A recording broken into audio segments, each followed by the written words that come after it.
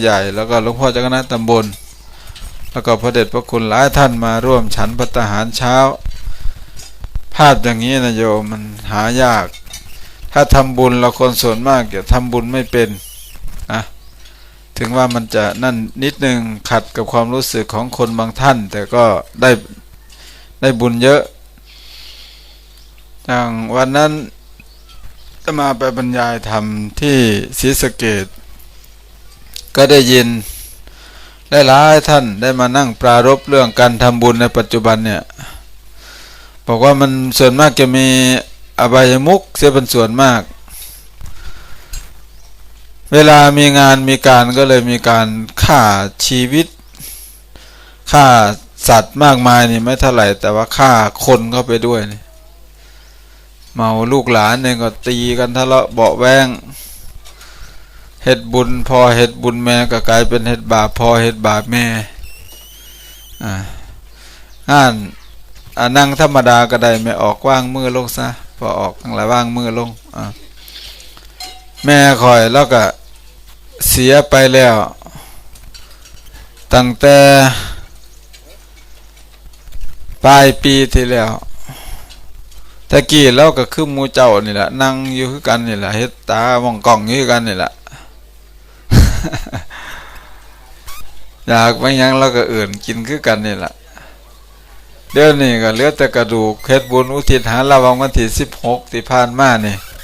สดร้อนๆนี่บุญคอยนั่นก็ไปบอกคนเบิด 2-3 หมู่บ้านมากินอย่างเดียว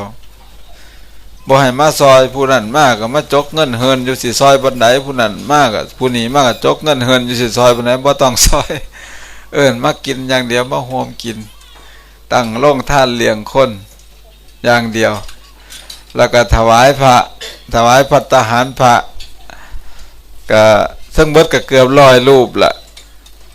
เฮ็ดอาหารเลี้ยงเบิดมื้อแล้วก็มีผู้ไปถือศีลอีกทั้งเบิดนั่นก็สิบ้านถึงน่ะมั้ง 2-300 คนทั้งผู้มาร่วมงาน 4-500 คนพุ่นล่ะอันนั้นเฮ็ดบุญเอาอีหลีอีหลอนเฮ็ดให้มันอิ่มให้มันอิ่มใจอิ่มอกอิ่มใจแต่คนบางคนก็ว่าบ่ได้เฮ็ดก็สร้างแล้วเฮ็ดบุญบ่ได้เมา ก็ว่าอันตัวเมาอันตัวบ่เป็นบุญแต่เขาว่ามันเป็นบุญสินะอันต้นนั้นมันบ่ลำบากไปเฮ็ดดอกบุญเจ้าไปซื้อกินลั่นได้ก็ได้เหล้าแซ่วซะอยู่บางคนน่ะก็เห็นแต่เมาซุมื้อหักจักจังได๋จังซี่นะคือมันมีอยู่แล้วนะแต่นี่มันบุญนี่มันจะต้องบ่มีสิ่งมื้อนี้ตั้งแต่เราเสียลงน่ะข้อยก็จูงแม่ตลอดข้อยถือว่าจูงตั้งแต่บ่ทันบวชพอบวชมาก็จูงอีกหาวิธีการจูงพี่จูงน้องเขียนจดหมายไปบอกให้เขาเศร้ากินเหล้ากินยาเขาก็หัวกวนเยาะเย้ยถากถางไปเสียบสะดอนได้ใหม่ๆเขาบ่ฮู้ว่าบุญเป็นตัวจังได๋นะก็เลยหัวรอถากถางว่ามันสวนกับจริตเขาจังซี่นะพ่อฮู้แล้วบัดนี้ก็สบายบัดซุมื้อก็ดึงได้แล้วโยมพ่อก็บวชบางนึงนี่บวชได้เกือบเดือนนึงอาจารย์วิจัยหลวงพ่ออุปชาติจากคณะอำเภอจอมพระแล้วจับบวชแล้วว่าขึ้นหอดย้ายบ่ขึ้นหอดอยู่นะขึ้นหอดถ้าจะได้สิให้เราได้บุญหลายก็แล้วก็ตอนเนาะสิหาเรื่องดึงเอาโยมพ่อบวชนะแล้วก็บ่อยากบวชแล้วเบิ่งส่งเนาะแล้วก็จูงไปโกนผม บวชคนบ่อยากบวชโกนผมจักสิจะได้ความเกรงใจเนาะเพราะปานบวชนันทกุมารอรรถนันทกุมารนั่นให้อุ้มบาตรไปส่งนะไปส่งเราสิถามว่าบวชบ่เว้ยพุทธเจ้าถามนะ3 มื้อเด้พระพุทธเจ้ากลับเมืองกับบิลพัส3 มื้อที่3มันไปร่วมงานแต่งงานเพิ่นก็ให้อุ้มบาตรนำส่งพออุ้มบาตรนำส่งเลยถามว่าสิบวชบ่ล่ะเว้ยว่าซั่นคันสิว่าบ่บวชก็เกรงใจจังซี่นะตอนนี้กันแล้วก็จูงไปโกนผมก็เอาผ้าเหลืองห่มให้เลยจังซี่นะเราเป็นอุปชฌาย์เองก็บวชง่ายเป็นจังได๋ตอนเข้าโบสถ์เลยบัดนี้เราก็ย่างบ่อยากคักปานใดคนเฒ่าเนาะ75-76 ปีแล้วโยมพอเราก็บ่ได้บิณฑบาตดอกแล้วก็บิณได้แน่แต่ในวัดก็เลยเราอึดอัดหลายอย่างก็เลยสึกไปบาง 2-3 มื้อนี่เกือบพอเดือน อันนี้ก็คือที่ว่าทั้งหมดนี่คือจูงแม่ผู้ล่วงลับอันนี้คือการอาจารย์กันหาหลวงพี่กันหาเฮานี่เล่า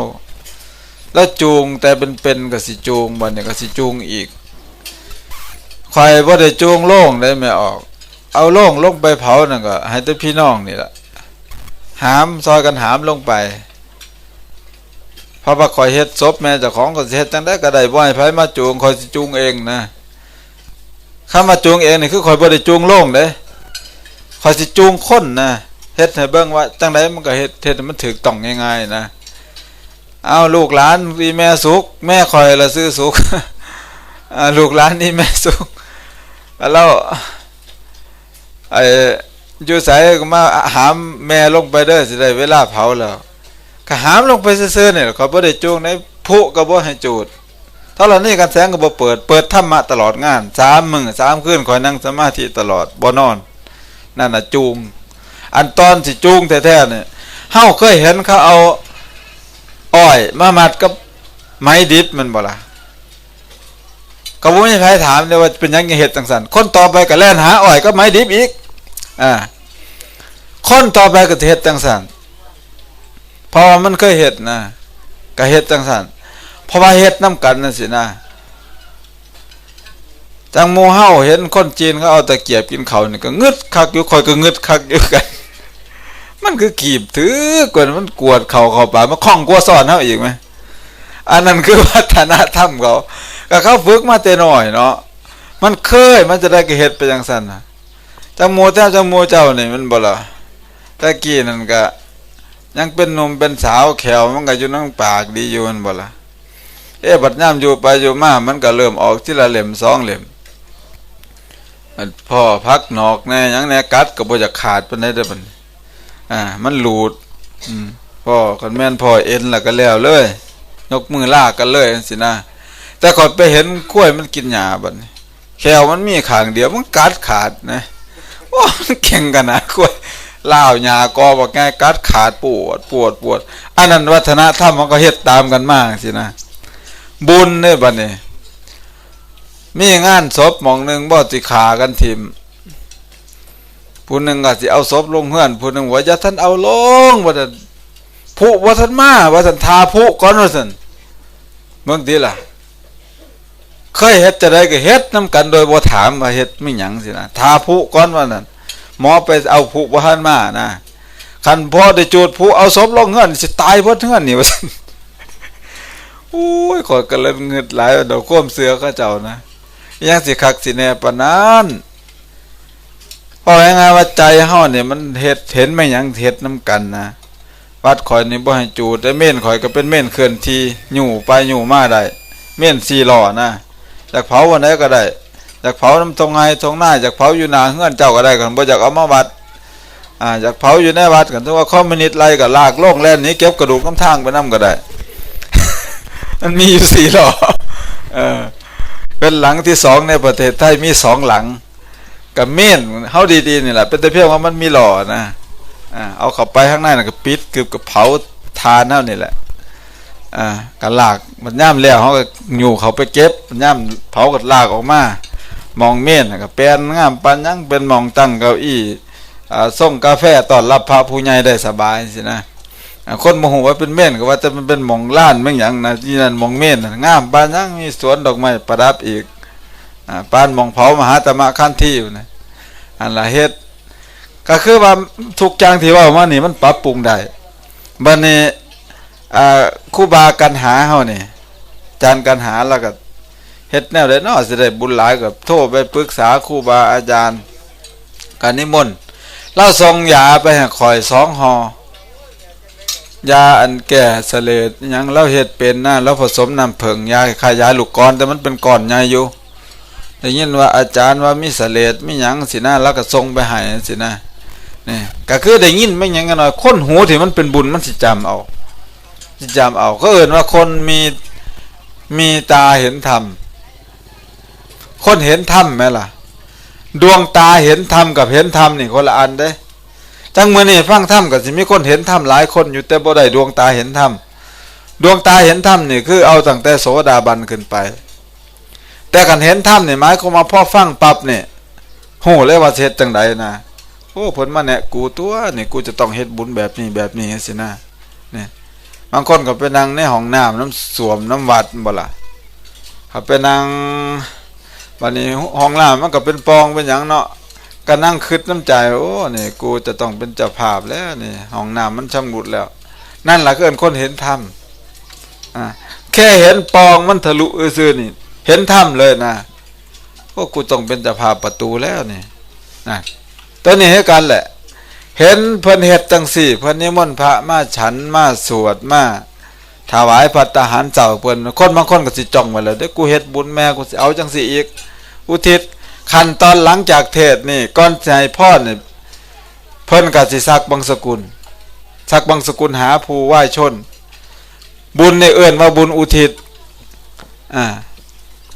ตั้งใจฟังก่อนเด้อโยมเด้อเรื่องอื่นเฮาจังว่ากันคำว่าบุญอุทิศนี่แปลว่ายกให้ยกให้เป็นหยังอย่างว่ายกให้เพราะว่าอันผู้ที่ตายไปนั่นบางคนนั่นมันบ่มีข้าวมีน้ำสิกินเป็นหยังจะบ่มีข้าวมีน้ำสิกินก็ลูกหลานบ่อุทิศให้เนาะอิโตทินเนนยาเป็นติเปตากาลกตาตาหิงอันบุคคลผู้จากโลกนี้ไปสู่โลกหน้าโน้น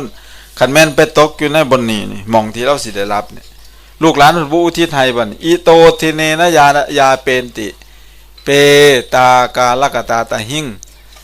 เหล่าญาติผู้ล่วงลับไปจากดำลงชีวิตอยู่ได้ด้วยบุญที่เขาอุทิศจากโลกนี้บัดนี้พัดบ่อุทิศจักเทื่อบัดนี้ย้อนว่าบุญผู้ล่วงลับไปลังเทื่อนี่ก็บ่พอนำบุญน้อยประกอบกับลูกก็คิดบ่ได้บัดนี้2อันเพิ่นจังว่านะตัทธะโกจิสรติสัตตานังกัมมปัตตยาในที่พ่อแม่เราไปตกอยู่นั่นลูกคนใดๆก็ระลึกไม่ได้นะสรตินี่แปลว่าระลึกบ่ได้จังสั่นเห็นบ่จังเอาบางคนเอากระดูกพ่อแม่ไปถิ่มไปวัดบ่ไปเยี่ยมไปยามจักเทื่อบ่ไปกราบจักเทื่อคอยเว้าให้ฟังอยู่แล้วมาบรรยายอยู่บ้านนี่บ้านดอนโมงใกล้ๆนี่ก็เว้าขนาดพ่อแม่ให้อยู่ปิ๊บขนมปังน่ะเอาไปใส่กระดูกไปใส่ปิ๊บขนมปังไว้5-6 อันน่ะกระดูกปิ๊บขนมปังอันเดียวมันกระดูก5-6เป็นชุมชนแออัดกระดูกนะประหยัดปานพุ่นได้คุมจักสิว่ามักง่ายจักสิว่าประหยัดขนาดตายไปแล้วสิอยู่ดีๆนะก็บ่อยู่ดีๆจังซี่นะจริงๆก็บ่แม่นว่าเพิ่นเลือกอยู่ดอกแต่ว่าผู้เป็นลูกคิดบ่ได้นะก็เลยเฮ็ดแบบหยาบๆไว้ข้อยก็เห็นไก่มันไปหาไข่นะมันก็ไปถีบกระดูกลงแล้วมันก็ไข่นั่นก็ปีบขนมปังเนาะมันก็ถีบลงนี่คืออันผู้ล่วงลับไปน่ะก็บุญอาจจะน้อยผู้ลูกนี่ก็มีม่านครอบงำใจคิดบ่ได้ม่านดลใจนะขนาดพระพุทธเจ้าเขาไปบิณฑบาตม่านมันยังดลใจคนหม่อยใส่บาตรมันดลพระพุทธเจ้าบ่ได้มันก็ดลคนใส่บาตรจังซี่นะตัวนี้คือกันม่านมีแม่นหยังแน่ล่ะม่านดลใจลูกก็ความสนุกสนานลื่นเริงนี่แหละ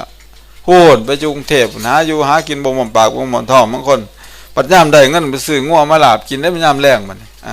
ปัดแม่อยู่จักอดจักอยากอยู่ไหนอันเป็นผีหลอกไปแล้วนะเห็นบ่คืนฮอด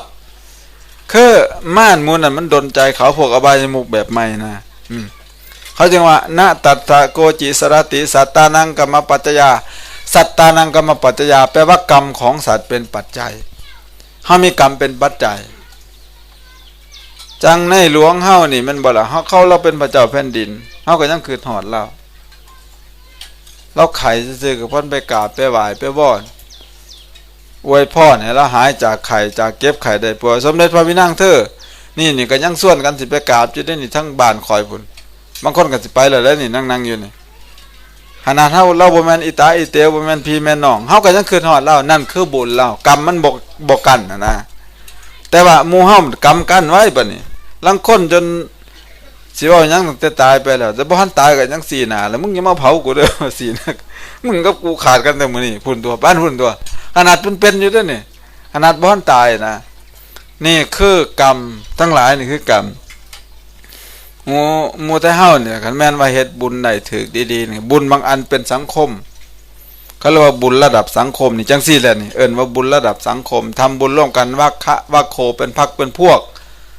เหมือนดังเท้าสักกะเท้าสักกะนี่เป็นหัวหน้าของเทวดาเท้าสักกะนี่เราหาหมู่ได้33คนสุดท้ายหมู่ทำบุญสาธารณะนำกันพอตายลงเริ่มไปเกิดอยู่สวรรค์ชั้นหนึ่งสวรรค์ชั้นนั้นก็เลยมีสื่อน้ำซุ่มนี่แหละเอิ้นว่าดาวดึงดาวติงสะนี่แปลว่า33ตื่นขึ้นมากบ่เฮ็ดหยังแล้วตั้งอกตั้งใจว่าผู้ขาสิเลี้ยงพ่อสิเลี้ยงแม่ผู้ขาสิเบาความจริง so long as I live may I be the speak of the truth เพิ่นว่าขอให้ข้าพเจ้าได้พูดความจริง so long as I live may I be the support of my mother and father ให้เลี้ยงพ่อเลี้ยงแม่ซุมื้อจังซี่ตื่นขึ้นมามื้อใดก็คิดจังซี่ซุมื้อพ่อตายลงแล้วไปเกิดเป็นเทวดานั่นเขาเฮ็ดบุญ33คนมีหมู่นะบัดนี้ซุ่มนึงอีกนี่มาขึ้นก็ได้เบิ่งข่าวอีกเวเนซุเอลาบ่เครื่องบินตกซุ่มนี่ก็ไปเป็นหมู่เด้เครื่องบินนี่มันสิท่าได้กรรมนี่มื้อใดมันก็บ่ตกมันสิตายซุ่มนี่ขึ้นเครื่องบินพร้อมครบเบิดทุกคนก่อนมันจังสิตกมันท่าได้มันเรื่องกรรมนี่มันสุดยอดอีหลีแม่ออกมันสุดยอดจังรถประสานง่ากันเนี่ยบ่คนทั้งรถน่ะอาจจะมีแน่อาจจะทำบุญผสมบาปกัมมะเมวะปะมาทิโนหุตวากโรนติอัปปมัตโตปุญญกัมมังกโรนติสุขังปิทุขังปิอนุภวันติบุคคลผู้ท่องไปในวัฏสงสารนั้นทำบุญบ้างทำบาปบ้างผสมกันผู้มีความประมาทก็จะทำบาปผู้ไม่ประมาทก็จะทำบุญเขาบอกประมาทขณะที่มีชีวิตอยู่บางนึงก็ได้ฟังโฆษกคนน่ะว่าเฮ็ดสุปีอันบุญอันนี้คอยก็ว่าตั้งใจถ้าเป็นไปได้ว่าเฮ็ดปีละดุช่วงเทศกาลสงกรานต์นี่ก็เฮ็ดอีกเด้นี่บุญแม่นี่แหละนี่เฮ็ดมาวันที่16นี่เฮ็ดอีกแค่ดุคนมากินอีกสั่งข้าวปุ้นมาบ่เบิดหลายดอกบ่เบิดหลายสำเหล่าสั่งกระปุ้นบ่จักเอาจัก200กิโลก็ได้น้ำยาแซ่บๆแม่นบ่ล่ะห่อข้าวต้มขนมเลี้ยงพี่เลี้ยงน้องแต่มีหน้าที่กินอย่างเดียวคนสิเลี้ยงนี่พวกไทบ้านผ่านมานี่ให้ลูกหลานเลี้ยงแขกเรือที่มานี่คอยยังว่าสิปรับปรุงรูปแบบใหม่แบบศรีลังกาในวันพระนี่เขาสิแต่งโตงามๆไม่ตั้งลงทานไม่ออกนุ่งศีลแบบสาลีแบบแขกเขาล่ะเขาก็สิมาตั้งร่องท่านยืนข้างทางเวลาเห็นรถแล่นไปเขาก็สิมาลัดคนเขาไปกินอาหารร่องท่านเจ้าของไผก็ลัดนะหมู่ห้าวัดลัดขายเขานี่ลัดคนก็ไปกินเด้จักสิไปกินร้านใดเนาะร้านนั้นก็ฟรีร้านนี้ก็ฟรีหมอกินก็นักใจได้บ้านเขาน่ะบ้านเฮานี่ลัดเข้าไปนั่นเพื่อสิขายอาหารแต่เขาเนี่ยเขาไปกินฟรีแต่งตัวงามๆนี่มื้อวันพระเขาสิตั้งร่องท่านคอยกระไดคติตัวนี้ละมานี่คือพวกเขาบอกประมาทคนผู้ไม่ประมาทนี่คือคนที่ทำได้แล้วก็ทำบัดนี้คนประมาทนี่หมายคนว่าทำได้แต่บ่ทำบัดนี้แขนขาก็ดีหูตาก็ดีไปได้มาได้เข้าน้ำซ้ำปลาก็มีแก้แหวนเงินทองก็มีเงินซ่านก็อยู่ก็มีแต่บ่เฮ็ดนี่คือคนประมาทแต่กันคนบ่ประมาทนี่เขาหมายความว่ามีปัญญาทำได้ด้วยทรัพย์สินก็มีแก้แหวนเงินทองก็มีเงินสั้นก็มี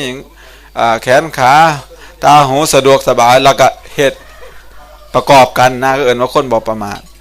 แต่กันผู้ใดประมาทแต่หมายก็มาเฮ็ดได้อยู่แต่ข่อยบ่เฮ็ดนี่วัดกับเขาได้อยู่บ่เขาก็ยังว่า เขาได้ถามว่ามีคนก็ห้ามบ่มีไผห้ามเด้อเอาคือบ่เขาก็ยังว่านี่แหละคือว่าคนประมาทใส่บาตรได้บ่ลุกได้บ่หงได้บ่เขาลุกได้อยู่หงได้อยู่ข้าวสารก็มีอยู่เป็นหยังคือบ่ลุกบ่หงบ่ต้ม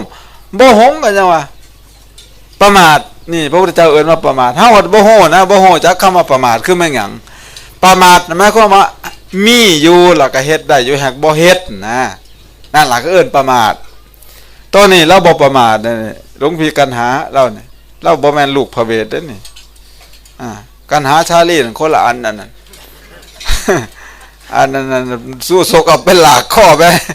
เป็นขี่ขาไปขอนะแต่ว่าต้นนั้นก็เพื่อกันหาอันนั้นเพื่อสิให้บารมีของพระเวสสันดรมันเต็มเปี่ยมนะพอสู้ศกไปขอแล้วก็ พระเวทก็ไปยืนกอดอกอยู่น้ำฟังสะนอกขึ้นมาทะลุเอ้ยสันเห็นแต่ห้อยลูกถอยหลังลงแต่ว่าเราหูว่าอยู่ในหนองนะเอหิปุตตะปิยะปุตตะอากโรธะเมปารมิงให้ลูกขึ้นมาเถิดลูกเอ้ยขึ้นมาเพื่อบำเพ็ญบารมีของพ่อให้สมบูรณ์เถิดบางทีเราบ่ประมาทขนาดเป็นพระเวทสันดรเลยส่วนมือเฮาจัดบุญพระเวทกับพระเวทกับเมาเนาะเขาคือกันเลยบุญพระเวทซุมื้อนี่เมาฮอดบ่แม่นแต่สู้ศกพระเวทกับเมาเพราะพระเวทโอ้ยคอยละเงือดหลายอันอีตาสู้ศกหัวเมาแต่เช้าตื่นขึ้นมาก็เมาเลยหาบักนุนมาเสร็จหนวดเสร็จเข้าไปแล้วนั่นอันนั้นนั่งกังเสือกับนั่งมัดซี่กับพ่อยเมาน้ำพระเวทไปน้ำก็มีบางบาทบานนี้อีตาหยังแน่อีตาหลวงพ่ออุปคุตกับเมาเนาะเขากันบางทีหลักขนาดเอามาแต่งตัวเป็นอุปคุตนะไปพุ่นไปนั่งรอเยาะว่าอยู่ศาลเพียงตาพุ่นกินเหล้าเมายาแล้วเบิดบานเบิดวังเฮ็ดพระเวทบุญพระเวทเพื่อสิมวนซื่อๆนะมันบ่แม่นเฮ็ดบุญแท้นี่ละโตที่คอยว่าเน้นบุญแท้ของพี่กันหาเราแล้วพาเฮ็ดนี่เฮ็ดบุญให้มันแท้เจ้าสิบ่ถูกใจข่อยก็สร้างขอให้มันถูกต้องไว้นี่บางคนก็จะคัดใจอยู่น่ะบางคนบ่ได้อิ่มบ่ได้แซ่บบ่ได้นัวที่เขาเคยกินน่ะนะบางคนเฮาไปเว้าเหตุผลโอ้ยซื้อน้ำปลาขวดละ10 บาทมันจะได้กินเบิดเฮือนมันก็บ่เมาตัวละเพิ่นน่ะแนวสิเถียงนะมันก็บ่เมาตัวละน้ำปลาเนาะคิดแต่สิเมาแนวเดียวนะเพราะว่าจิตใจเขาเจ้ามันอยู่ต่ำแห้งพุทธเจ้าแล้วว่าจิตใจถ้าเหล่านี้ปาปะปะเรตา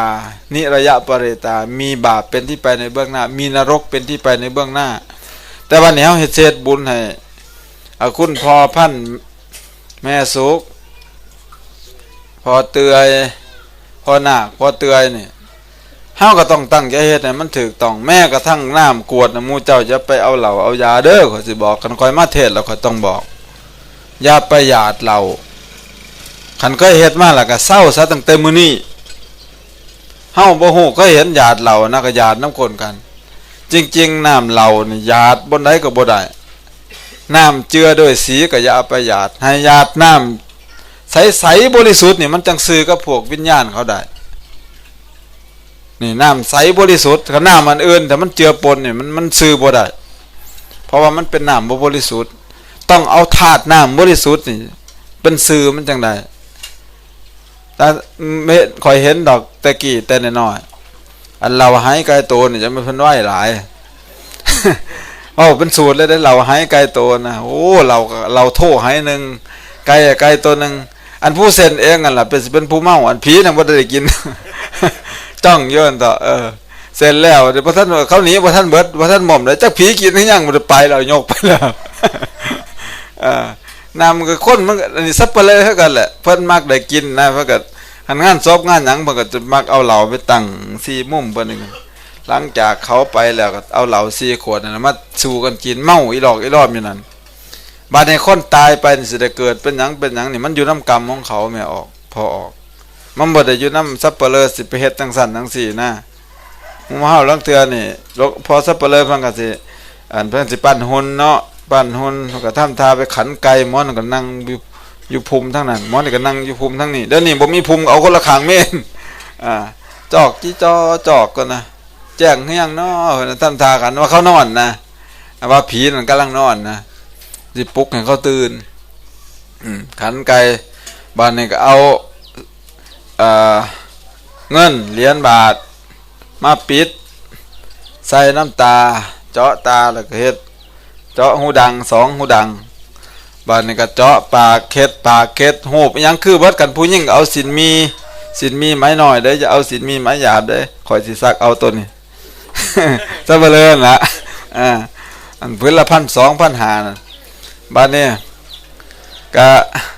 ข้อยก็ถามเนาะเอาเป็นหยังเราพ่อใหญ่คือเฮ็ดจังซั่นบ่ได้ตัวพุ่นน่ะคันบ่เฮ็ดบ่มีเงิน32 บาทเกิดมาบ่ครบอาการ32เพิ่นว่าข้อยก็แล้วโอ้เก่งกว่าพุทธเจ้าเว้ยพ่อใหญ่ซับเปเลยเก่งกว่าพุทธเจ้าจริงๆคนเฮาสิเกิดมางามขี้หลายมันอยู่นำกรรมเด้อพอออกเด้อบ่ได้อยู่นำอันเฮาเฮ็ดดอกมันอยู่นำกรรมคันเฮาเฮ็ดกรรมงามมาแล้วนี่แม่นเจ้าสิไหว้บ่ไหว้บ่เจ้าก็งามจังเงินเหรียญบาทเนี่ยมันก็ เขาก็เฮ็ดมาวัง100 กว่าปีมานี่เองแต่ว่านางพุทธดีเราเกิดมาดนล่ะเด้ขอยยังจำได้อยู่เรายังงามแท้แล้วบ่มีผู้ใดเอาเงินเหรียญบาทไปอัตตาแล้วได้นางพุทธดีนะแม่ของพระเวทกันรับปรารถนาเอามันว่าเท่าสักกะบอกว่านางพุทธดีนี่เจ้านี่ข่อยบ่ได้สร้างเจ้าดอกเจ้าก็บ่ได้เฮ็ดบาปไว้ดอกแต่ตอนนี้บุญเจ้าเสื่อมแล้วเด้อปุญญัญจะเตปริขีนังเนวะเตวังวทามิหัง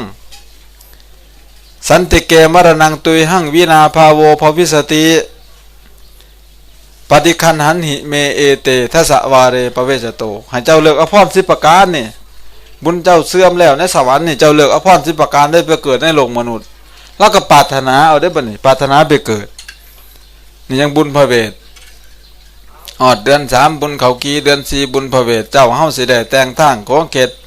ย่านบ้านจินดินอีสานสุขสำราญเหลือหลายมวลมิ่งก็เลยฟ้อนตกบางตอนคนตั้งใจฟังสิวอนวีตอนกันหาชาลีสิภาคพ่อแม่แก้วคนใหญ่นั่งฟังมีเพียงปีละฟังขังให้เฮาซอยกันสารจัดเป็นงานประเภทนี้ให้หมู่รุ่นหลังโห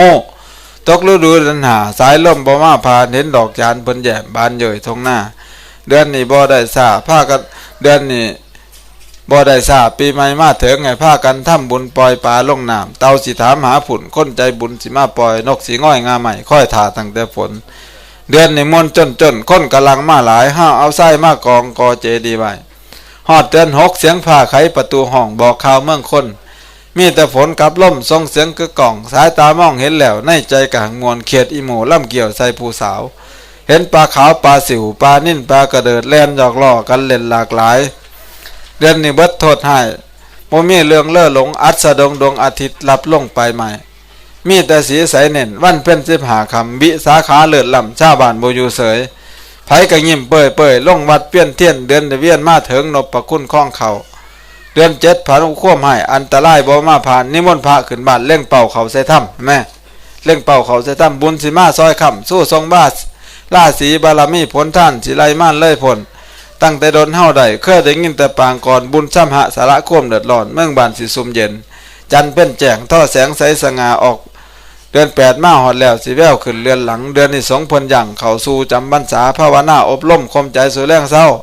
เฮามาพากันเข้าทำบุญพร้อมพำถวายผ้าอาบน้ำให้ญาติท่านเพิ่นใส่ซอยเดือน8ค่อยเห็นลมทางใบเสียวแล้วเห็นฝูงปลาขาวแรงแล่นลงห้อมตอนกบเพิ่นนอนค่อยถ่าลมมาจะได้มวลลงเล่นน้ำห้องซัวแซวเดือนเก่ามาฮอดแล้วบ้านปลาคาดอนเห็นนกเขาง่อยค้อนส่งเสียงหาสู่ตกฤดูเดือนเก่าอีสานเฮาท้องถิ่นห้องสิเคยได้ยินประดับดินกินก่อนท่านทอดน้อมถวายเดือนนี้บดโทษหายพากันอยู่เป็นสุขบ่มีโพยภัยทุกข์ผ่านกายมาไกลมีแต่ใสสดสื่นขึ้นวันแสนมวลตั้งกระส่วนพี่น้องลงเต่าแตงท่านขวงเขตบ้านย่านปลามะหน้าหวายกายมาถึงเดือน10สิคนมั่นมาตมพองก็ง่มกอเข่าหาเท่ากำลังอ่อนพองก็ค้อนตาหน่อยลงหวยหอมหน้าเดือนนี้บ่ได้ทราบพากันแต่งสั้นถงเข่าสากลงไปวัดให้หมู่สังโฆเจ้ามีลาบเท่าพร้อมกับมกดักแด่ของดีขวดจุดจีสุปปกมีก็มาพร้อมพำกันเดือน11ว่านั่นหัวลมอวยเส้ยหนาวส่งผู้สาวผิวลายฟ้าชายสิผิวเกี้ยงได้ยินเสียงล่องต่องกก3 สาอยู่เอินม้าจอกเอินสั่งสู่กับปูหมนแต่ฟังหนองนกแกนแว่นออกห้องหาคู่ผสมพันธุ์ควายบักเถิกตกมันแลนส้นแต่ต่อเผาเห็นปลาขาวลงห้อมตอนผู้สาวนอนขี่ขานตื่นปลาดุกบืนขอนที่แจ้งหันหน้าเข้าใส่หลุมงูเจ้าน่ะมักตัวมันน่ะไปขุดหลุมไว้ก็เอาขี้ต้มมาท่าหมดตัวว่ามีน้องนึงอยู่ทางพูนเด้อ ปลาดุกมันก็บืนตะโกนกันละจึกจักตกหลุมอุบแล้วครับเอาขี้ต้มน้องไปตัวปลานะบ่แม่นตัวแต่คนต้องการเด้คนหาตัวหอดปลาซึ่งนึงไปตัวแมงดามันตั้งโอ่งไว้สังกะสีโกบเขาติดไฟไว้มึงมานี่ล่ะว่าซั่น อ่อนยามเช้าไปกวดขัวกินจ่อยเห็นบ่นั่น อันหนาเขาเสือลุมฟังเสียงฝ่าห้องตุ่มเอิ้นสั่งฤดูฝนพุงโมคนล่องเลาะทงหน้าบาบอนนึกอ่อนซ่อนจันแจงท่อแสงใสสง่าออกพรรษาหอข้าวต้มล่มหลอดแต่หมู่ป่าบัดนี้แล้ววัดสิเป็นกำพร้าบ่มีพระสิมานอนมาอ่อนซ่อนท่ายกไหลแต่ง้อเขามาเลี้ยงได้ยินเสียงกองโยนวันเพ็ญ15 ค่ำพระศิลาไม่ออกคำไตรมาสสิสังลาเดี๋ยวขึ้นเบิ่งท้องฟ้าเห็นแต่วาวเดือน12ลมขนองเสยพัดงาย่อมก็เลยม่วนพ พ่อสมควรหาผ่ากฐินท่านมาถอดตลอดเดือนหนึ่งพุ่นหาใดดังประสงค์อันนี้คอยติดพันมาซื่อๆดอกให้เว้าเรื่องมาเฮ็ดบุญมันก็เลยล่ามาจนหอด12 เดือนไล่มาตั้งแต่เดือน3เดือน4บุญเขากีบุญหยังผมเฮ็ดผ่านไปนี่วันมาฆะที่ผ่านมาก็ได้กินเขากีบัดนี้บุญช่ำหะนี่ทั้งลาวเหนือขึ้นไปทั้งหุ่นทั้งสกลนครกาฬสินธุ์ข่อยเคยไปอยู่สกลนคร4 ปีเขาสินิมนต์พระขึ้นไปเฮ็ดบุญอุทิศหาญาตินี่เดือน7ก็เอิ้นบุญช่ำหะในหีด12น่ะเขาเฮ็ดเดือน7แต่หมู่เฮาเสร็จเดือนใดก็ได้เฮ็ดซุมื้อก็ได้คันมันเฮ็ดนี่เฮ็ดซุมื้อก็ได้จังนั่งวิสาขาก็ดีอนาถาปิณฑิกาก็ดีเพิ่นเฮ็ดบุญเลี้ยงพระซุมื้อละ 2,500 รูป 2,000 รูป 1,500 รูปนั่นเราเฮ็ดบุญซุมื้อเฮ็ดบุญเลี้ยงพระเฮาเฮ็ดซุมื้อเฮาก็ได้ซุมื้อแต่ข้อสำคัญว่าเฮ็ดบุญเนี่ยก็คือต้องสำคัญเบื้องต้นท่ามกลางที่สุด3ประการต้องดีพอกพูนตังวิธามนุโปรหาแยควรพอกพูนอาการเช่นนั้นไว้กันเห็นแล้วก็พอกพูนไว้พอกพูนไว้พอกพูนบุญไว้หมู่เฮาเป็นชาวผู้เด่นบอกผู้บางคนบ่ได้ใส่บาตรเคยใส่บาตรซุมื้อมื้อใดบ่ได้ใส่นี่ไปคืนฮอดพระเบิดมื้อโอ้ยกูนี่เนาะบ่น่าพลาดเลยคืนฮอดพระนี่คือคนมันพอกพูนไว้จนมันมีเชื่อบุญน่ะนะเชื่อบุญตัวนี้ภาษาบาลีท่านว่าโอชะวันโตคือความอร่อยสะภาเวเนวะมัทุโรมีความอร่อยอยู่ในตัวของมันเองว่าง่ายๆว่าเขามีความสุขแบบบ่ต้องอิงอาศัยแบบบ่ต้องอาศัยอามิตรบ่ต้องมีเครื่องบ่ต้องมีเสียงบ่ต้องมีมหรสพบ่ต้องมีเหล้าบ่ต้องมียาเพิ่นก็ม่วนอยู่คนเดียวก็ม่วนแต่ว่าคันแม่นพวกนึงบัดนี้มักอบายมุขนี่ต้องมักหมู่เด้ข่อยก็เคยถามพ่อใหญ่นึงเนาะแล้วมากราบเรามักกินเหล้าหลายเท่านี้ข่อยก็เลยถามอันโยมคันให้เจ้าไปซื้อมานั่งกินผู้เดียวอยู่เฮือนเนี่ยกินเป็นบ่เป็นตัวอาจารย์มันต้องมีหมู่ตัวนี้พุ่นนะมันต้องมีหมู่ตัวซั่นให้ซื้อให้กินนั่งกินผู้เดียวนี่อิ่มๆอยู่เฮือนนี่เอาบ่เอามันบ่ม่วนพุ่นนะนั่นก็แสดงว่าแม่งอันนี้นี่มันจะไปเป็นหมู่ถ้าท่านคนหลายนี่ก็บ่ได้หมายความว่ามันเป็นบุญเด้อแม่ออกเด้อบางคนเฮ็ดบุญบ่มีเหล้าย่านเขาบ่มาเพิ่นว่าคันบ่มีเหล้าเขาบ่มาเพิ่นว่าข่อยนี่โอ้ยคันฮู้พร้อมเขียนจดหมายไปบอกลงหน้าเพิ่นแล้วว่าบ่ให้มาคันแม่นฮู้ว่าผู้ใดสิมาเพื่อมากินสิ่งหมู่นี้นะแต่นี่ก็เราเฮ็ดดีแล้วครูบาอาจารย์หลวงพ่อหลวงปู่นั่นตั้งเกือบ100 ปีแล้วไม่ออกเคยไปเทศน์วัดหลวงปู่วังปฏิบัติธรรมวังได้นี่วังปลายปีเนี่ยประมาณวันที่19หรือวันที่เท่าใด19ธันวาที่ผ่านมานี่เราเฮ็ดโบสถ์หลังบักใหญ่ก็ไปเทศน์วัดเรานี่เราก็มาให้เกียรตินำงานเฮามานั่งเฮือนซื่อๆนี่ก็ได้บุญหลายแล้วเขาสิมีคติว่าบุญช่ำหะนี่ต้องนิมนต์พระขึ้นไปนั่งเฮือนปีนึงมื้อนึงบัดนี้ทั้งลาวเนาะอันนี้เว้าเรื่องทั้งลาวหัวกันไดเขานี่เพิ่นสิเอาคูน้ำตั้งไว้แล้วก็สิมีผ้าใหม่เด้บ่ทันได้ใช้เลยนี่มาวางไว้ให้พระเหยียบมันก็สิมีคนนึงถึงเป็นเจ้าภาพมันแหละคนใดก็ได้สิไปนั่งถาล่างตีนพระนั่งหาล่างตีนพระนะเลือล่างแล้วก็ให้เพิ่นขึ้นเหยียบผ้าใหม่ๆแล้วก็เสร็จแล้วให้แล้วย่างขึ้นไปตั้งเฮือนเขาเสร็จจังซี่สุปีข่อยไปอยู่สกลนครบ้านมงไคบ้านหลวงปู่ฝันแล้วเกิดบ้านนั่นแหละพิพิธภัณฑ์เราก็อยู่โรงพยาบาลอำเภอพนานิคม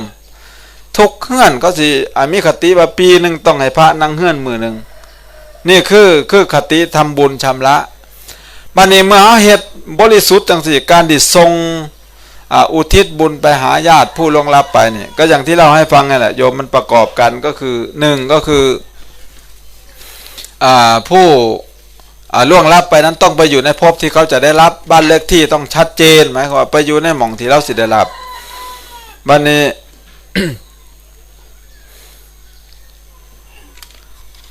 อีกอันนึงก็คือผู้เป็นญาติอุทิศให้ประการที่3คือผู้ล่วงลับไปนั่น สาธุอนุโมทนาเอาคือกันเพิ่นบ่สาธุอนุโมทนาเอานั่นก็บ่ได้อีกเด้เพิ่นประมาทนะบ่สาธุอนุโมทนาเอาก็แบบอันหมู่เฮาจัดอาหารแล้วต้อนรับแขกบัดนี้แขกเพิ่นบ่กินอาหารเฮาน่ะอาหารก็เป็นของเฮาเก่าบุญมันก็บ่เสียสำหรับเฮานะแต่ว่าญาติเฮาเสียก็สร้างแต่ว่าบุญผู้อุทิศนี่บ่เสียพระพุทธเจ้าเพิ่นจังว่าทายกาจะอานิพพลาทายกก็ไม่เป็นผู้ไม่ไร้ผลอานิพพลาน่ะแปลว่าไม่ไร้ผลนี่ทำบุญอุทิศให้ขอยเห็นหลายคนบอกว่าเว้ากับปากนี่แหละแม้แต่พระเฮาบางรูปนะครับบางรูปนี่บอกว่าบาปบ่มีบุญบ่มีดอกว่าซั่นเว้าเต็มปากเต็มศพแหม เอาเป็นหยังคืออยู่คือบวชอยู่สิคือบุญบวชเพิ่นมีนี่คนลักษณะนี่บุญบวชแม่เขาเรียกว่าอุดมเพศแต่ว่าอันใจเล่านั่นชาตินี่เนี่ยเสียศูนย์ไปแล้วบางคนบ่เชื่อว่าบาปบ่มีบุญบ่มีเพิ่นว่าคอยก็อยากพาไปเบิ่งอยู่ดอกไปเบิ่งน้ำคุกแน่ไปเบิ่งน้ำโรงพยาบาลแน่ ไปเบิ่งน้ำศาลแน่ไผอยากฮู้ว่าบาปบุญเป็นตัวอย่างนั้นไปเบิ่งสิพาไปเบิ่งอันเทวดาเป็นๆกับเบิ่งในหลวงบ่ต้องไปเบิ่งสายดอกเบิ่งในโทรทัศน์ซุมื้อเสร็จแล้วซุมื้อนั่นล่ะบุญโตบุญนั่นล่ะขนาดหมู่ใจเฮานี่ค่อยๆยกตัวอย่างให้ฟังว่าบุญหมู่เฮานี่ยังสู้หมาทองแดงบ่ได้เลยหมาทองแดงนี่ได้อยู่ใกล้ชิดในหลวงกันบ่ล่ะฮอดบ่ได้ขอเข้าเฝ้าก็ได้เฝ้าซุมื้อหมู่แต่เฮาไปขอเข้าเฝ้าบ่ได้เข้าเด้นี่น่ะเพื่อสิผ่านราชสำนักราชเลขานี่มันถามมาทำบุญอุทิศคือเผาศพแล้วก็เอากระดูกมาทำบุญมีผลดีและผลเสียอย่างไรบ้างเอากระดูกมาทำบุญนั่นก็อย่างที่เล่าอยู่นี่แหละว่าการเฮ็ดถูกกันมิตรดีเสียบ่มีเอากระดูกสิอยู่ประเทศใดก็สร้างสิพ่อศพหรือบ่พ่อศพซะนี่เราค่อยเว้าเรื่องจูงศพบางนึงที่บอกว่าข่อยบ่จำเป็นต้องจูงเป็นหยังจึงบ่จำเป็นต้องจูงเฮาก็คิดถึงความจริงลังเทื่อลูกเฮาหลานเฮาไปไถไปตกน้ำตกในตายจักมันตายอยู่ไสเขาก็เอาเข้าฟังเอากระดูกมาเผาเหลือลังเทื่อเหลือแต่กระดูกศพมันเปื่อยแล้วเขาก็เอากระดูกกันมาเฮ็ดบุญฮอดบ่ได้จูงซ้ำแม่นบ่ล่ะพระก็บ่ได้จูงสินะแล้วก็อีกอันนึงคติอันนึงก็คือเขาคนบางคนก็ไปบริจาคร่างในโรงพยาบาลน่ะเพิ่นบอกเขาสิได้บุญบอกกันแม่นบ่ได้จูงบ่อันนั้นแฮงได้บุญหลายนั่นน่ะนั่นเฮาเริ่มคิดไปสินะคิดหลายๆเรื่องแน่เฮาสิฉลาดขึ้นบ่แม่นสิว่าต้องเฮ็ดจังซี่ต้องมีผู้จูดต้องมีท่อนี้กันแสงต้องมีกันพ่อแม่ตายลงแล้วเอาเหล้ามาเลยข่อยว่าจังซี่ได้ข่อยเว้าแบบมันเหลือใจเนาะเฮ้ยจะมันเป็นดีใจเนาะพ่อแม่ตายลงแล้วเอาเหล้ามากินสลอง มันเว้ามันบ่ฮู้จักสิว่ามันเครียดนะมันสะใจนะก็เลยข่อยบ่ได้คิดว่าเขาเสียใจแต่เขาดีใจด้วยนั่นน่ะนี่อาจารย์โมเฮานี่ให้เฮ็ดบุญเอาบุญ 100% นี่เพิ่นพาเฮ็ดให้เบิ่งไทบ้านจานเฮาบ้านจานเตยบ้านหยังแถวนี่คอยเบิ่งแล้วนี่มาฟังธรรมก็หลายแต่ละเทื่อไปบรรยายแถวนี่หลายหมู่บ้านแล้วก็นับว่าบุญเฮาสิดึงได้อยู่ก็ซอยกันต่อต้านเอาไว้พวกรัฐบาลเฮาก็ซอยเต็มทีแล้วเด้จักสิซอยสำไหนอีกเฮานี่ล่ะบ่ทันซอยเจ้าของเองเฮ็ดมันยังปุบปับก็เอาเหล้ามาปุบปับก็เอาเหล้ามาลูกหลานฆ่ากันบัดนี้นั่นข่อยไปเทศอยู่ บ้านนึงพุ่นละทั้งบ้านข่อยพุ่นละไปเพ่นข่อยก็เทศเขาก็เทศบ่ดนดอกไม่ออกบ่ดนซ้ำนี่ ก็เทศดนแท้พุ่นน่ะเอาคันเอาลงซะเนาะพุ่นน่ะ เอาคันเอาลงซะเนาะพุ่นน่ะก็เทศดน ถึกรถเหยียบตายบาง 2-3 มื้อนี่นั่นเห็นบ่นั่นคือคนขวางธรรมคันมาขวางสดๆนี่ข่อยบอกว่าบ่เกินปีนะถ้ากำลังเทศแล้วก็มาขวางคันไปขวางรับหลังกันไปเว้ากันในวงเหล้าวงยาเนี่ยโอ้ยจังซั่นจังซี่นั่นบ่ปานใดถือว่ารับหลังคันต่อหน้าจังๆนี่บ่เกินปีตายโหงแน่นอนคือธรรมะพุทธเจ้านี่มันศักดิ์สิทธิ์แต่บ่แม่นว่าธรรมะของข่อยธรรมะพุทธเจ้าเราสอนไว้นะมีหลายคนแล้วได้ท้าทายนะบ่เชื่อนะคือเจ้าของเมาเราขนาดว่ารถเหยียบตายกระดูกรถเหยียบซีกนึงเนาะเหยียบซีกซ้ายกระดูกละเอียดเบิดซีกขวดนั่นขวดเราพกอยู่น้ำแอลขวดเราก็บ่แตกบางทีเราคนเฮาซ้ำใดมันต่อตายก็ยังตายฆ่าขวดเราชีวิตเขาไม่รักชีวิตเขาเองตัวนี้เฮ็ดบุญอุทิศให้คุณพ่อพัน แม่สุกพ่อเตยพ่อหน้าเขาเนี่ย ให้บุญมันบริสุทธิ์ 100% พอออกแออกผู้เพิ่นหลงรับไปเพิ่นก็สิได้ดีใจเทวดาอาหักอยู่ในเฮือนเฮานี่มีหลายเด้เทวดาอันผู้คุ้มครองเฮือนเพิ่นเห็นเฮาเฮ็ดบุญถูกต้องนี่ เพิ่นก็อนุโมทนานํคอยไปเทศบางงานเนาะ สองธรรมาสข่อยก็บ่ได้เทศเองลางเทื่อข่อยก็ไปนั่งฟังอันทีมนักเทศนั่งกันบ่ก็เทศถามกันไปถามกันมา เพิ่นนิยมเทศสองธรรมาสบางบ้านจริงๆอันบ่ได้สาระซ้ำธรรมาสเดียวดอกมันขัดกันลางเทื่อก็อองลองไว้นํกันคันบ่ดึงกันมันก็บ่เอาใจกันมันก็จังไดนะเทศสองธรรมาสนะบัดนี้ ข่อยสังเกตเบิ่งมองจัดในพระนั่งนั่นก็ไปจัดใต้บันไดเนาะบัดเฮือน2ชั้นจัดใต้บันไดโค้งมาจังซี่องค์ประธานนั่นล่ะอยู่ใต้คันไดยาง องค์หัวหน้าใหญ่นั่นล่ะวันนี้ก็เขาเดียวกันย่างกันไปเทิง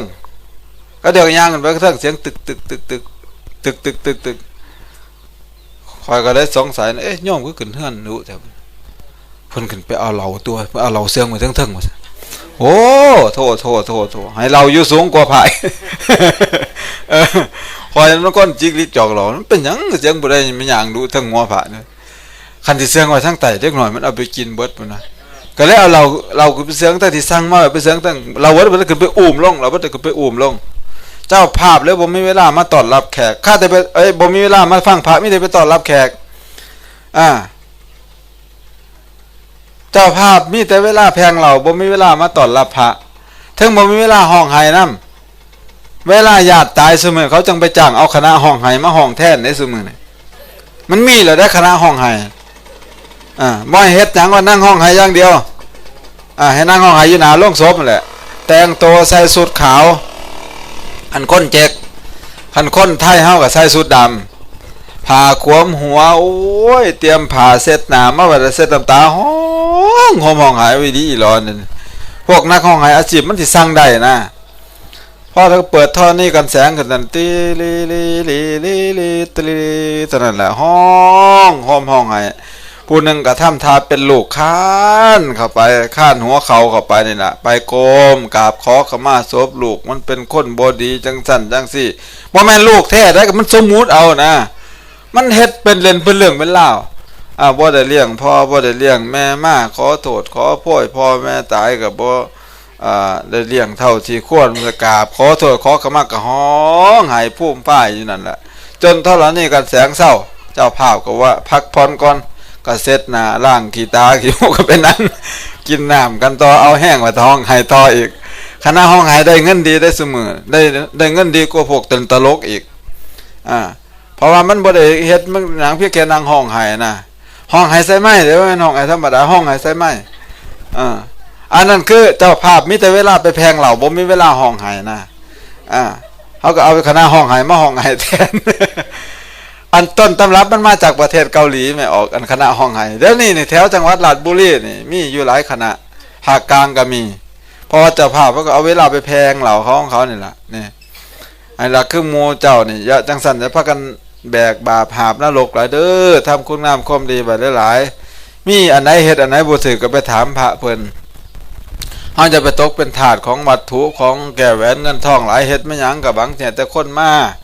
แล้วก็หวังจะสิไปเอาตัวเงินพี่เงินน้องหลายบางคนนี่ลูกสิบวชดีๆลูกอยากบวชง่ายๆบ่ได้กูไปซอยงานเขาไว้หลายแล้วมึงต้องเฮ็ดจัดงานใหญ่ๆบ่นะสิเอาบักง่ายได้อันลูกอยากบวชง่ายๆบ่ให้มันบวชแหมกูไปซอยงานมันไว้หลายแล้วเพิ่นว่าตกลงเลยลูกบ่ได้บวชเท่าเด้นี่พูดน่ะไปโดดเสาไฟฟ้าตายทั้งใดบุญนี่เอาก็เลยเว้าเถาะอันนี้ขึ้นเสาโทรศัพท์เขาน่ะสิโดดอันลูกกูว่านั่นแหละนี่มันอยากบวชยังไงก็บ่ให้มันบวชสินะก็คือปัญหามันตามมาอันนี้มีอยู่ซุหม่องทางสั่นก็เฮ็ดไม่ให้มันถูกต้องคณะตกเป็นทาสของเงินเฮาก็สิเอาเงินทุกอย่างมาแล้วไปซอยบุญก็คิดเรื่องทุนเรื่องกำไรเด้บ้ากูเคยไปซอยงานมัน100 บาทมันมาซอยกู50 บาทนึงมันนั่งเถาแกงกูอีกมันยังจมอีกแบบนี้ก็บ่ได้อีกเด้นี่บ่ได้บุญย้อนเด้นี่ทางสั่นน่ะคันเฮาเสื้อกรรมเฮ็ดดีได้ดีเฮ็ดชั่วได้ชั่วแล้วเฮาก็บ่ต้องไปคิดเรื่องแก้แหวนเงินทองหยังดอกคันเฮาคิดแต่เรื่องเงินน่ะคิดว่าหยังก็คือตั้งแต่สิเอาคือแต่สิขายนะพุ่นไปแง่ให้ไข่มดแดงได้มาถ้วยน้อยนึงมันก็ไปนั่งยิบกระทงบ่ล่ะยิบกระทงนับไข่มดแดงได้อยู่ดอกจัก15ไข่เพิ่นมันน่ะนั่งขายไข่มดแดงมันประงาบประเงยอยู่นั่นล่ะเสร็จขี้หูขี้ตาอยู่น้ำเขาแข้งเขาอยู่นั่นล่ะลางคนไปได้เฮ็ดละโงกนอนดุดมา 3-4 ดอกก็ไปนั่งขายนะเขาอีกอ้าว เท่าไม่ง่ายนึงบ่ได้กบตาเปียกๆได้แต่ใส่บุ3ตัวไปนั่งผูกแอวมันไว้อยู่นั่นน่ะ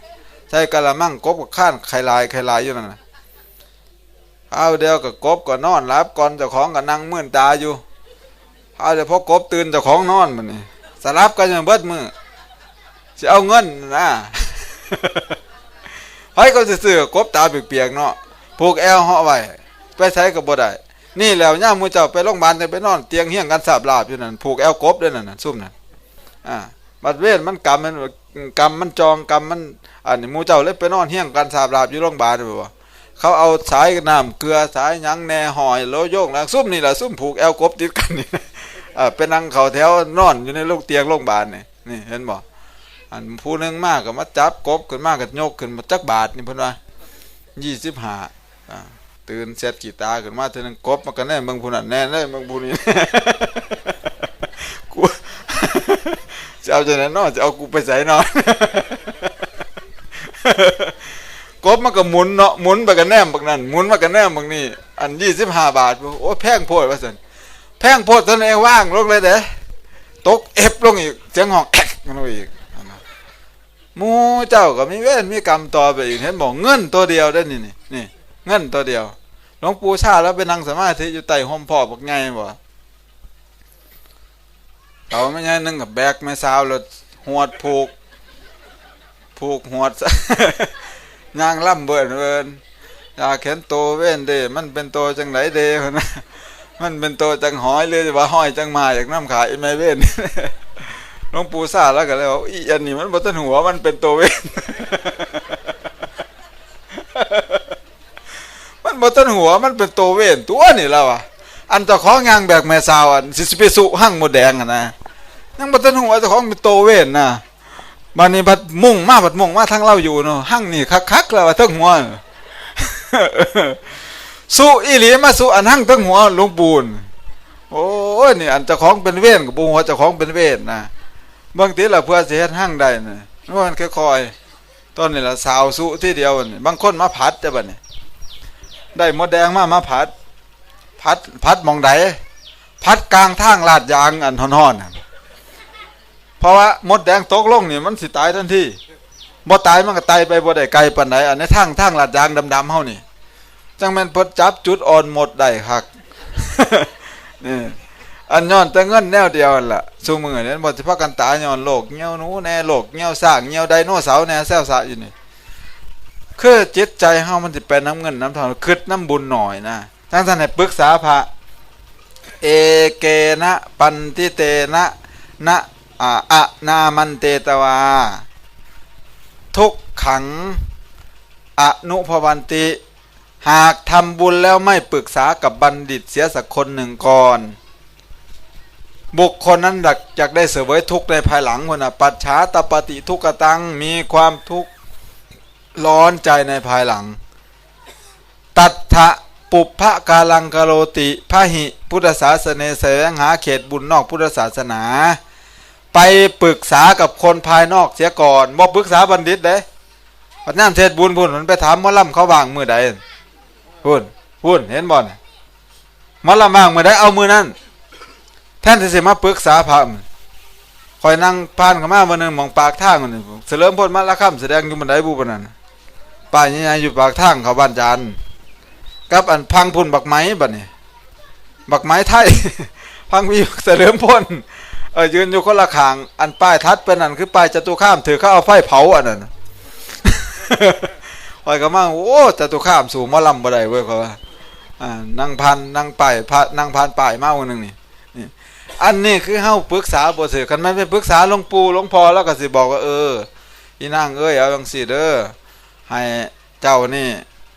นิมนต์พระมาสมมาเฮ็ดบุญแต่งงานเนาะก็สิแนะก็สิจบตอนนี้แหละบ่เว้าดนอีกบ่เกิน5 นาทีดอกแต่งงานแบบพุทธเฮ็ดบุญผีแบบพุทธเฮ็ดหยังก็สร้างกันเฮ็ดแบบพุทธแต่งงานแบบพุทธก็นิมนต์พระนี่แหละไปตอนเช้าก็เลี้ยงถวายแล้วแต่เช้าให้เจ้าบ่าวเจ้าสาวนี่เอาข้าวใส่บาตรเอาอาหารถวายพระ2 คนเพิ่นให้เพิ่นจับจตุปัจจัยทายธรรมให้เพิ่นถวายเองเพิ่นบัดนี้ก็รับพรกับต้นชยันโตนั่นก็คือพระหดน้ำมนต์นั่นล่ะคือน้ำสังน่ะ นั่นล่ะแต่งงานแบบพูดอันนี้ย่อๆเด้คันอยากบอกวิธีพิสดารก็ถามหลวงปู่อีกทีนึงนี่คอยเว้าย่อๆห้ามว่าเฮ็ดวิธีพูดบ่เป็นไปเฮ็ดตั้งแต่พิธีอันแบบพิธีพราหมณ์เก่าๆนะต้องเอามาสู่ขวัญให้มีป้อนคงป้อนไข่ไม่ยังโอ้ยจักมื้อดอกสิเป็นพิษตายน่ะไข่ก็หังสีดอันนั้นหลายอ่านบัดนี้ก็ผูกคอต่อแขนมาเอาเหล่าเอายังมีโอ้ยสารพัดนี่เฮาเริ่มต้นบ่ดีลูกเต้าหลานมันเกิดมามันก็เป็นเลือดเนื้อเสื้อไขของเจ้ามันเลยบ่ฉลาดนะ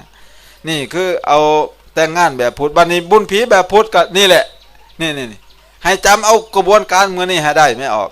คันบ่เข้าใจก็มาถาม